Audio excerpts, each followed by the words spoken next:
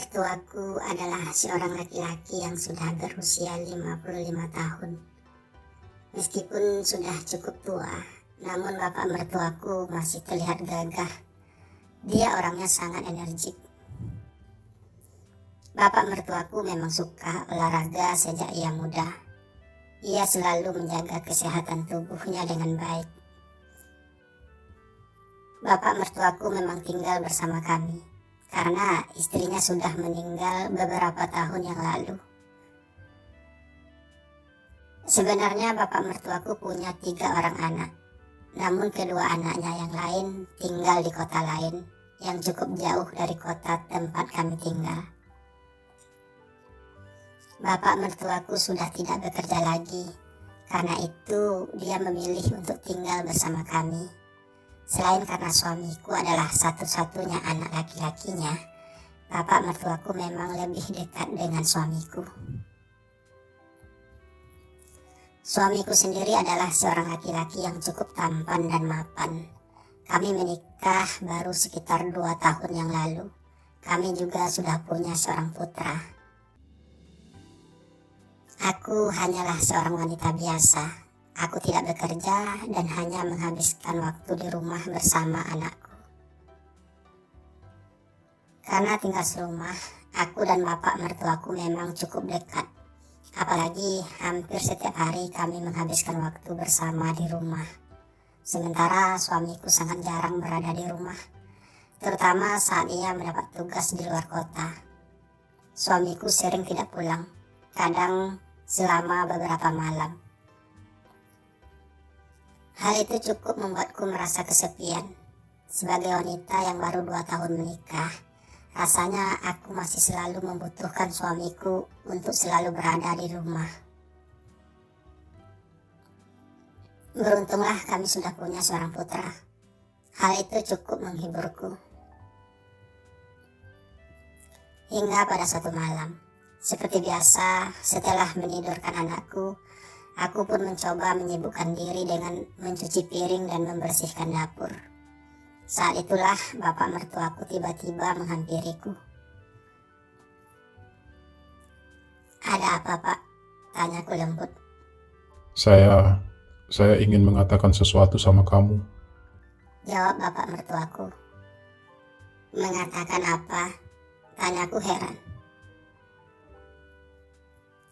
Sebenarnya aku suka sama kamu, Dewi.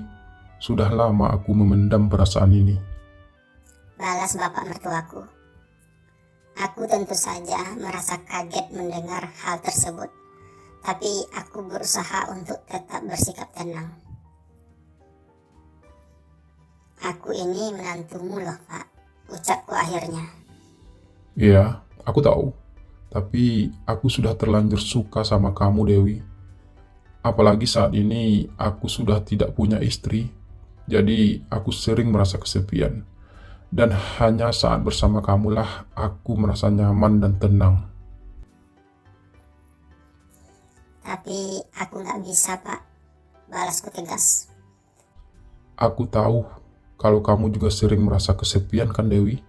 Karena suamimu jarang berada di rumah. "Iya, Pak, saya memang selalu merasa kesepian," balasku jujur. Kalau begitu, kenapa kita tidak saling mengisi aja? "Maksud Bapak apa?" tanyaku pura-pura tidak paham. Maksud saya, bagaimana kalau kita menjalin hubungan yang lebih? Kan kita selalu hanya berdua di rumah. Balas bapak mertuaku. Aku terdiam kembali. Sejujurnya, aku sebenarnya juga menyukai bapak mertuaku. Apalagi selama ini kami juga cukup dekat. Ia lelaki yang tampan dan juga selalu baik padaku. Meskipun sudah cukup berumur, namun bapak mertuaku masih terlihat gagah. Aku tidak bisa memungkiri perasaanku sendiri. Kalau bapak mertuaku lebih perhatian padaku dibanding dengan suamiku. Baiklah, Pak, tapi kita harus bisa menjaga rahasia ini. Jangan sampai ada yang tahu, terutama oleh suamiku, ucapku akhirnya.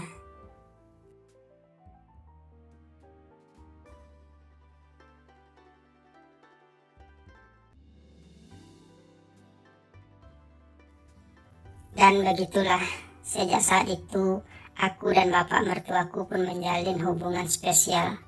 Hubungan indah yang hanya kami berdua yang tahu. Kami punya banyak waktu untuk menikmati kebersamaan kami. Rasanya hal itu terasa indah bagiku. Sejak berpacaran denganku, bapak mertuaku jadi semakin perhatian padaku. Kasih sayangnya terasa lebih besar dibandingkan kasih sayang suamiku padaku.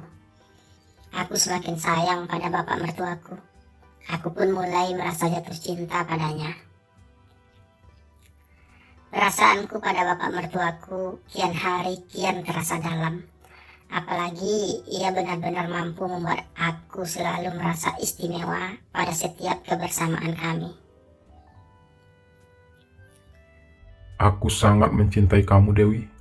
Maukah kamu menikah denganku? Tanya bapak mertuaku suatu hari saat kami kembali hanya berdua di rumah. Jika aku menikah dengan bapak, lalu bagaimana dengan suamiku? Apa aku harus bercerai dengannya? Aku balas bertanya. Iya, Dewi. Sebaiknya kamu bercerai saja dari suamimu itu, biar kita bisa segera menikah.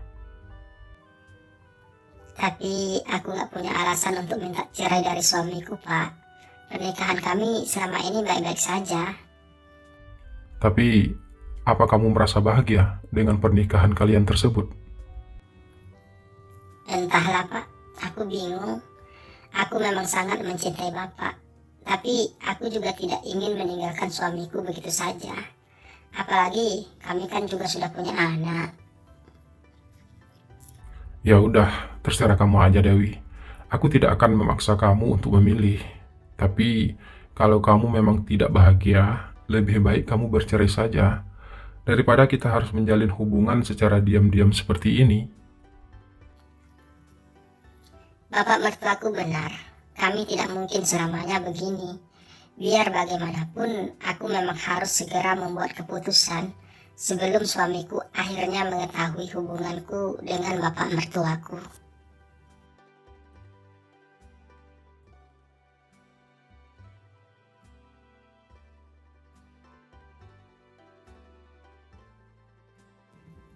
Berbulan-bulan berlalu, aku dan bapak mertuaku masih terus menjalin hubungan. Sementara aku dan suamiku pun masih tetap baik-baik saja. Meskipun semakin lama, suamiku semakin jarang pulang. Ia semakin sering bertugas keluar kota.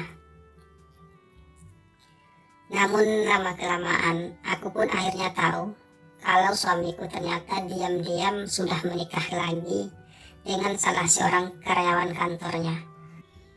Hal itu aku ketahui dari salah seorang temanku yang pernah melihat suamiku berjalan berdua dengan wanita tersebut. Aku pun berusaha untuk mempertanyakan hal tersebut pada suamiku. Dan di luar dugaanku, suamiku pun mengakuinya. Ia tidak berusaha untuk menghindar sedikit pun. Aku merasa kecewa mengetahui hal tersebut. Tidak aku sangka suamiku tega mengkhianatiku. Ia tega menikah lagi di belakangku. Dan hal itu sudah terjadi selama lebih dari setahun yang lalu. Aku pun akhirnya meminta cerai dari suamiku. Ia tentu saja dengan senang hati menceraikanku. Meski terasa sakit, namun aku merasa sedikit lega. Setidaknya aku jadi punya alasan untuk berpisah dari suamiku. Dan aku jadi punya kesempatan untuk bisa menikah dengan bapak mertuaku. Setelah bercerai dari suamiku, aku pun memutuskan untuk kembali ke kampung halamanku. Aku sengaja pergi menjauh dari kota agar aku bisa memulai hidupku yang baru. Dan setelah beberapa bulan berpisah dari suamiku, aku dan mantan bapak mertuaku pun memutuskan untuk menikah.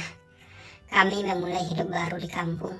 Kami tetap menikah secara diam-diam tanpa sepengetahuan mantan suamiku. Aku tidak ingin mantan suamiku menganggap kalau aku menikah dengan bapaknya hanya karena aku ingin balas dendam padanya. Karena sejujurnya, aku menikah dengan mantan bapak mertuaku tersebut murni karena kami memang saling mencintai.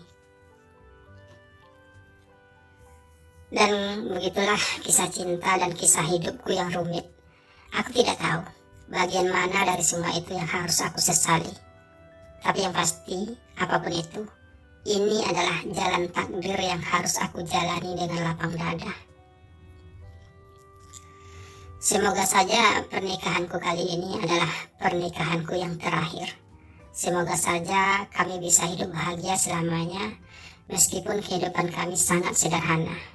Semoga saja pernikahanku kali ini tidak lagi mengalami kendala yang berarti. Ya, semoga saja.